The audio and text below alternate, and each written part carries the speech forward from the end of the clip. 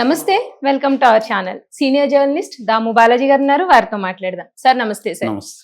Sir నిన్న release అయిన game changer movie overall గా చూసుకుంటే కనుక యావరేజ్ నుండి ఫ్లాప్ అనే టాకే వినిపిస్తుంది సార్.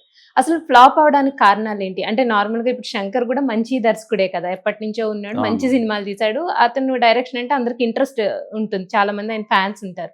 అలాగే రామ్ చరణ్ కూడా స్టోరీ ఎన్నిక చాలా బాగా చేసుకుంటాడు, అంటే స్టోరీస్ చాలా మంచివే ఎన్నుకుంటాడు అనే ఇది కూడా ఉంది కదా సార్. సో కానీ ఈ మూవీ చూస్తే కనుక ఫ్లాప్ అనే టాక్ వచ్చింది. అసలు ఓవరాల్ గా ఫ్లాప్ అవడానికి కారణాలు ఏంటి సార్? అంటే మనం ఫ్లాప్ అని ఎప్పుడు డిక్లేర్ చేస్తామంటే, ఒకటి జనాలకి నచ్చలేదు అనే అంశము, రెండు కలెక్షన్స్. చాలాసార్లు జనాలకి నచ్చని సినిమాకి కూడా కలెక్షన్స్ వచ్చిన సందర్భాలు చాలా ఉన్నాయి. అనేక ఎగ్జాంపుల్స్ ఉన్నాయి. అంటే ఎవరు చూసినా అది బాగాలేదంటారు. ఫర్ ఎగ్జాంపుల్ కల్కి ఎవరు చూసినా బాగాలేదన్న ఇదే అభిప్రాయం వచ్చింది, కానీ దాని కలెక్షన్లు 1000 కోట్లు దాటాయి. అలాగా చాలా సినిమాలు చెప్పుకోవచ్చు మనం. అయితే ఈ సినిమాకి సంబంధించి కలెక్షన్లలోనూ తేడాలు కనబడతాయి.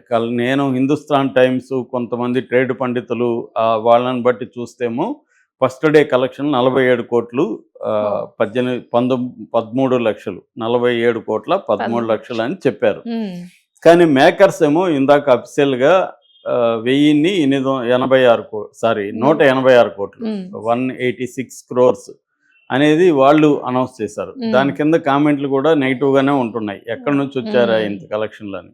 ఎందుకంటే ఎవరు పోయినా థియేటర్లలో ఫేస్బుక్లో పోస్టులు కానీ ఎక్స్లో పోస్టులు కానీ చూస్తుంటే, నేను థియేటర్కి వెళ్ళాను, 70% నిండింది, 60% నిండింది అని చెప్తున్నారు. హిందుస్థాన్ టైమ్స్ కూడా ఓవరాల్గా నిన్న మార్నింగ్ ఏమో 55% ఆక్యుపెన్సీ రేట్ ఉంది, మ్యాటినీకేమో 39% ఆక్యుపెన్సీ రేట్ ఉంది, నైట్ షోలకేమో 50% ఆక్యుపెన్సీ రేట్ ఉందని చెప్పారు. అంటే ఓవరాల్గా చూస్తే 50% కూడా లేదు, 45 to 50% మధ్యలోనే ఆక్యుపెన్సీ రేట్ ఉంది.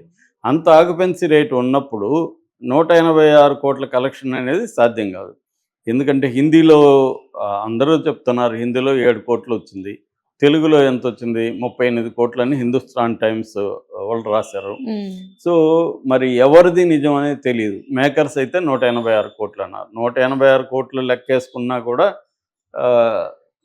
సరిపోదు. ఎందుకంటే 450 కోట్ల గ్రాస్ రావాలి దీనికి అప్పుడే. ఎందుకంటే 220 కోట్లు థియేటర్ బిజినెస్ జరిగింది. ఆ డబ్బులు రికవరీ కావాలంటే 450 కోట్ల గ్రాసు, 225 కోట్ల షేరు రావాలి. అది వస్తుందా అనేది ఈరోజు తెలిసిపోతుంది. ఈరోజు సాటర్డే సండే కదా, ఈరోజు రేపు. కానీ రేపు మళ్ళీ డాకు వస్తుంది.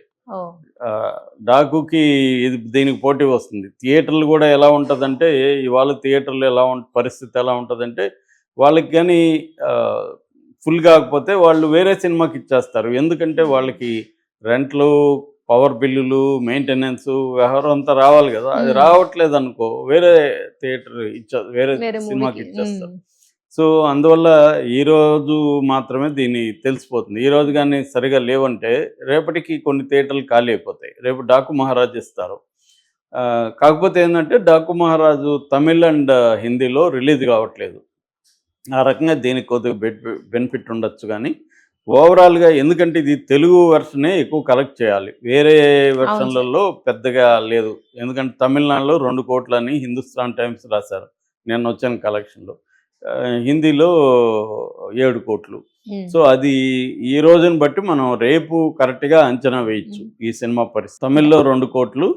సో అందువల్ల రేపటికి కానీ మనకి ఒక క్లారిటీ అయితే రాదు, ఈ రోజు కలెక్షన్లు బట్టి తెలిసిపోతుంది. సో ఇప్పుడు ఏంటంటే సినిమా అంటే ఫ్లాపా కాదా అని పక్కన పెడితే, ఎక్కువ మందికి నచ్చలేదు, అది అయితే వాస్తవం. ఈ నచ్చకపోవడానికి అంటే సినిమా కారణం ఏంటంటే, సినిమా బాగాలేదు. సినిమా బాగలేకపోవడానికి కారణం ఏంటి అనేది మనం చూస్తే, ప్రధానంగా ఏంటంటే స్క్రీన్ ప్లేనే కారణం అండి, రైటింగే కారణం, స్క్రిప్టే కారణం. శంకర్కి 2008 వరకు, అంటే లాస్ట్లో రోబో అనమాట, 2010లో రిలీజ్ అయింది. కానీ దానికి కూడా సుజాత అనే రైటర్ పనిచేశాడు. సుజాత అనే రైటరు, ఆయన అసలు పేరు రంగరాజన్, ఆయన వాళ్ళ భార్య పేరుతో పెన్ నేమ్గా సుజాత అని పెట్టుకొని దాదాపు 100 నవల్సు, 250 కథలు, సైన్స్ మీద పుస్తకాలు సైన్స్ని అందరికి పరిచయం చేస్తూ ఇలాగా ఆయన రాశాడు. ఇంకా నాటకాలు అవన్నీ రాశాడు. సినిమాలకు వచ్చే కాడికి ఇటు మణిరత్నంకి శంకర్కి ప్రధానంగా ఆయనే రైటర్గా పనిచేశాడు. మణిరత్నంది రోజా సినిమా కానీ, తిరుడ కానీ, దొంగ తెలుగులో, కన్నత్తిల్ మొత్తం పెట్టాలంటే అమృత కానీ, తర్వాత యువ కానీ, దిల్సే కానీ, ఈ సినిమాలకన్నిటికీ సుజాత అని రైటరు. అలాగే శంకర్ సినిమాలకి ఫస్ట్ వచ్చిన 96లో వచ్చిన ఇండియన్ కానీ, నేనొక్కడనే కానీ, తర్వాత బాయ్స్, అన్ని అంటే అపరిచితుడు, శివాజీ, రోబో వరకు శంకర్ సినిమాలకి అన్నిటికి కూడా, హిట్ సినిమాలకి అన్నిటికి కూడా ఆయనే రైటర్. సో ఆయనకి ఏంటంటే స్క్రీన్ ప్లే మీద చాలా పట్టుంటుంది అనమాట. ఆయన బుక్ కూడా రాశాడు, స్క్రీన్ ప్లే ఎలుదువుదు ఎపిడి అని. అంటే స్క్రీన్ ప్లే రాయడం ఎలా అని ఒక పుస్తకం నేను దాంట్లో కొన్ని చాప్టర్లు కూడా తెలుగులో ట్రాన్స్లేట్ చేశాను, 4 చాప్టర్లు తమిళ నుంచి. సో ఆయన దానికి ముందు మాట కూడా మణిరత్నం రాశాడు చాలా పొగుడుతూ. సో అందువల్ల ఆయనకి స్క్రీన్ ప్లే ఎలా రాయాలి, ఒక విషయాన్ని ఎలా తీసుకెళ్ళాలి, ఇవన్నీ మంచి పట్టుందన్నమాట. అందుకనే ఆ రైటరు మిస్ అయినాక శంకర్కి పట్టుపోయింది. మణిరత్నం కూడా కొంత పట్టుపోయింది. కాకపోతే మణిరత్నం జయకుమార్ లాంటి రైటర్లను తీసుకున్నాడు. జయకుమార్ కూడా సుజాత అలాగే గొప్ప రైటర్, ఇప్పుడు బతుకున్న వాళ్ళల్లో వండర్ఫుల్ రైటర్ జయకుమార్. ఆయన రీసెంట్గా ఆయన పుస్తకం నెమ్మి నీలం అని కూడా తెలుగులో కూడా వచ్చిందనమాట, ఆయన కథల పుస్తకం. చాలా గొప్ప రైటర్ ఆయన. సో అలాంటి రైటర్ని మణిరత్నం పెట్టుకున్నాడు. కానీ శంకర్కి వచ్చేసరికి ఆ స్థాయి రైటర్లను పెట్టుకోలేకపోయాడు. సో ఈయన కార్తీక్ సుబ్బరాజ్ ఇచ్చిన కథను తీసుకుని, నిజానికి కథ బాగానే, కథ బ్యాడ్ కాదండి, ఇది దీన్ని చెప్పిన పద్ధతే బ్యాడ్.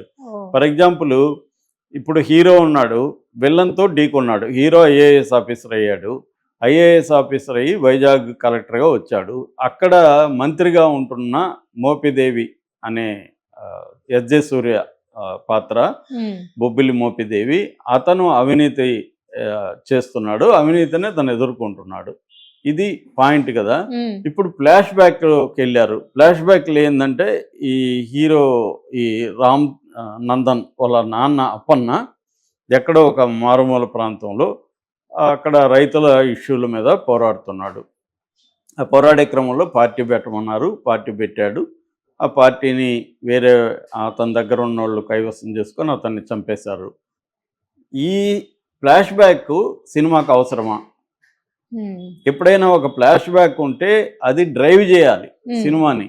ఇప్పుడు భాష ఉంది, ఫర్ ఎగ్జాంపుల్ భాషలో ఒక ఫ్లాష్ బ్యాక్ ఉంది. భాష అనేవాడు ఎలాంటి వాడు, ఆ భాష అనేది ప్రజెంట్ని డ్రైవ్ చేసింది. ఫ్లాష్ బ్యాక్ ఎప్పుడైనా ప్రజెంట్కి అవసరమై ఉండాలి, ప్రజెంట్ని డ్రైవ్ చేయాలి, మామూలు స్క్రీన్ ప్లే. కానీ దీంట్లో ఇప్పుడు ఫ్లాష్ బ్యాకే లేదనుకోండి, ఫర్ ఎగ్జాంపుల్ ఈ సినిమాలో ఫ్లాష్ బ్యాక్ లేదు, కథకేమన్నా నష్టమా? ఆల్రెడీ హీరో విలన్తో ఫైట్లో ఉన్నాడు, కొత్తగా ఫ్లాష్ బ్యాక్ ఎందుకు నీకు? ఆ హీరో ఆ విలను విలన్ వాళ్ళ నాన్న వీళ్ళ నాన్నని చంపాడు. వీళ్ళ నాన్నని చంపితే ఇతను పగ తీర్చుకోవాలనుకుంటే అతనేమో మారిపోయాడు, చివరికి అతని కురివి ఇతనే పెట్టాడు. ఇది ఎంత అబ్జర్డ్. దాంట్లో డైలాగ్ కూడా చెప్పారు, మా నాన్నని చంపిన వాడికి కురివి నా దగ్గర పెట్టించావే అని. సో ఇది అంటే ఎవరి తరపున ఆడియన్ ఉండాలి? ఇప్పుడు వాడేమో శ్రీకాంత్ క్యారెక్టర్, వీళ్ళ నాన్నని చంపినోడేమో పశ్చాత్తాపంతో ఉన్నాడు, వాడికి కురివే హీరోను పెట్టాడు. వాడి మీద ఇంకా ఆడియన్స్కి కోపం లేదు, ఎందుకంటే హీరోకి లేనప్పుడు ఆడియన్స్కి ఉండదు కోపం, లేదు. ఇప్పుడు ఎందుకు అసలు ఫ్లాష్ బ్యాక్ ఎందుకు ఈ సినిమాకి అవసరమా ఉందా? సో ఇది బేసిక్ సినిమా స్క్రీన్ ప్లే మీద అండర్స్టాండింగ్ ఉన్నవాళ్ళు ఎవరైనా చెప్తారు. ఎందుకంటే నేను చాలా స్క్రీన్ ప్లే పుస్తకాలు చదివాను హాలీవుడ్లో. నేను కిల్లింగ్ వీరప్పన్కి స్క్రీన్ ప్లే రాశాను. సో నాకు స్క్రీన్ ప్లే మీద అండర్స్టాండింగ్ ఉంది. అంటే ఎప్పుడైనా ఒక ఫ్లాష్ బ్యాక్ చెప్తున్నాం అంటే దానికి అవసరం ఉండాలి, కథకి దాన్ని డ్రైవ్ చేయాలి, కొత్తగా మార్పు రావాలి. అదేమీ లేదు ఇక్కడ. ఆల్రెడీ తను మోపిదేవితో ఫైట్లో ఉన్నాడు, నువ్వు అలాగే ఉండు, ఫైట్ చెయ్యి, మోపిదేవిని ఎదుర్కో, మోపిదేవి నీకు ఏవో అడ్డంకులు చేస్తాడు, చెయ్యి. అదేమన్నా ఉందా? ఏమి లేదు. పోనీ ఫ్లాష్ బ్యాక్ను ఉపయోగించుకొని విలన్ ఏమన్నా కొత్త హర్డల్స్ ఇతను క్రియేట్ చేశాడా?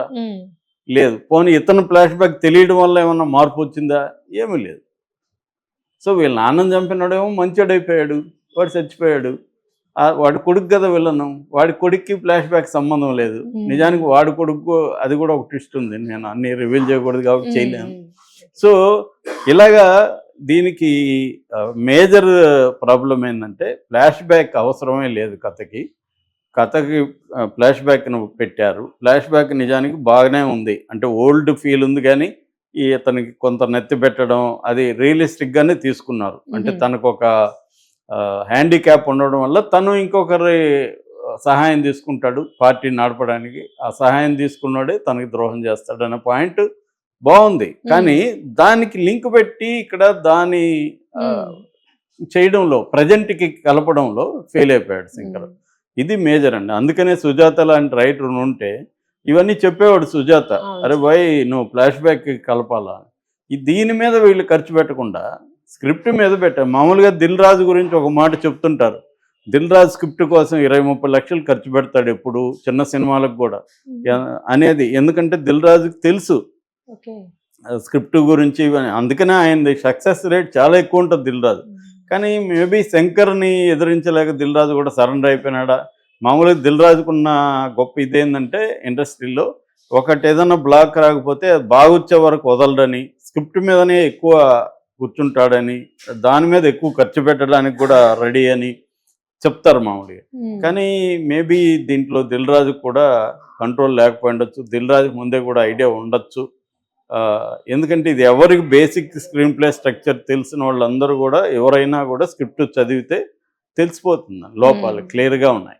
ఇది బేసిక్ తప్పండి. తర్వాత ఎమోషన్స్ లేవు. ఎప్పుడైనా ఆడియన్స్ ఎమోషనల్గా కనెక్ట్ అవ్వాలి. ఇప్పుడు పుష్ప 2 ఉంది, ఆ క్యారెక్టర్ స్మగ్లరా గిగ్లరా అనేది పక్కన పెడితే అతనితో ఆడియన్స్ కనెక్ట్ అయ్యారు. ముఖ్యంగా మాస్ ఆడియన్స్. ఒక మామూలు కూలిగా ఉన్న అతను తన ఐడెంటిటీ కోల్పోయాడు, తన ఐడెంటిటీ కోల్పోయి తన ఐడెంటిటీ కోసం ఫైట్ చేస్తున్నాడు. అలాంటి వాడు ఆత్మాభిమానం ఎక్కువ ఉంది, అలాంటి క్యారెక్టర్తో కనెక్ట్ అయ్యారు. సో ఇతనితో కనెక్ట్ అవ్వలే. ఇతనికి ముందు తెలియదు అసలు. ఫ్లాష్ బ్యాక్ కూడా రాంగ్ ప్లేస్మెంట్లో రివీల్ చేశారు. ముందుగానే రివీల్ చేస్తుండాలి, అది చేయలేదు. సో ఇతనికి ఏమి దాంట్లో ఎమోషన్ లేదు. వాళ్ళ అమ్మ ఏమో అదొక క్యారెక్టర్. సో ఏది కూడా స్ట్రాంగ్ ఎమోషనల్ ఇంపాక్ట్ అనేది సినిమా ఇవ్వలేకపోయింది. అట్లాగే లవ్ ట్రాక్ ఫెయిల్యూర్ అండి దీంట్లో కంప్లీట్గా. అదంతా వేస్ట్.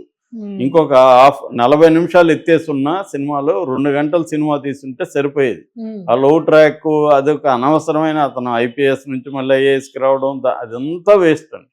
దానివల్ల ఏ రకంగా ఇది లేదు. సో రెండో ప్రాబ్లం లవ్ ట్రాక్, హీరోయిన్తో కనెక్షన్ లేకపోవడం. ఎప్పుడైతే కనెక్షన్ ఉండదో వాళ్ళిద్దరు రొమాన్స్ని కూడా మనం ఎంజాయ్ చేయలేం.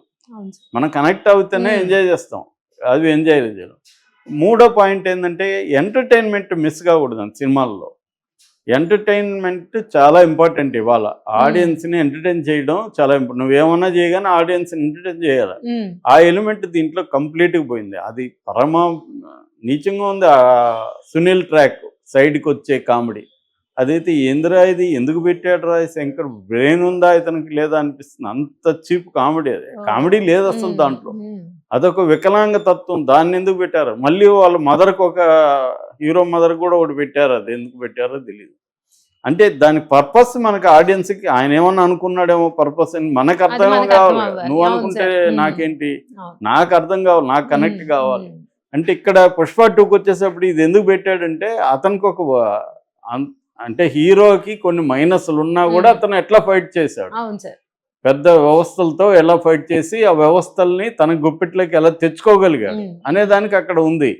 అట్లాగే రంగస్థలంలో కూడా అతనికి చెవుడు ఉండడం అనేది హీరోకి ఒక మైనస్ ఉన్నా దాన్ని అధిగమించి ఆ ఫైట్లలో చాలా చోట్ల అతనికి అలా పెట్టగలగాలి, కనెక్ట్ చేయాలి. అదేమీ లేదండి ఈ సినిమాలో.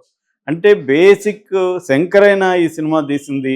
శంకర్కి ఇవన్నీ తెలియవని నేను చెప్పట్లేదు, శంకర్ బ్రహ్మాండంగా తెలిసిన ఆయనకి. అంటే ఒక్కొక్కసారి ఫామ్ పోతుంది అంటారు ప్లేయర్స్కి. సచిన్ లాంటి వాళ్ళే ఇంత చీప్, ఇంత పనికిమాలిన గేమ్ ఆడాడని గల్లీలో క్రికెట్ ఆడేవాళ్ళు కూడా అనుకుంటారు. సో ఎప్పుడైతే గ్రిప్ పోతుందో, ఆ గ్రిప్ పోయినాక వాళ్ళకి మొత్తం కన్ఫ్యూజన్లో పడిపోతారు. అటువంటి కన్ఫ్యూజన్లో శంకర్ పడిపోయి తీసిన సినిమా ఇది. సో ఇటు flash back episode wrong, emotional connection లేదు, పాటలు కానీ లేకపోతే రొమాన్స్ కానీ హీరోయిన్ ట్రాక్ కానీ కనెక్ట్ అవ్వలేదు, ఎంటర్టైన్మెంట్ లేదండి. ఇది బేసిక్గా. అట్లాగే విలన్ కూడా ఆ ఎస్జే సూర్య రొటీన్ కామిక్ విలన్ టైపు నేనే ఇప్పటికే 10 సినిమాల్లో చూసుంటా సేమ్ రోల్. అదే ఉంది దీంట్లో, అంతకంటే ఎక్కువ లేదు. ఈ మధ్య వచ్చిన సరిపోదా శనివారం కూడా సేమ్ క్యారెక్టర్ ఇది.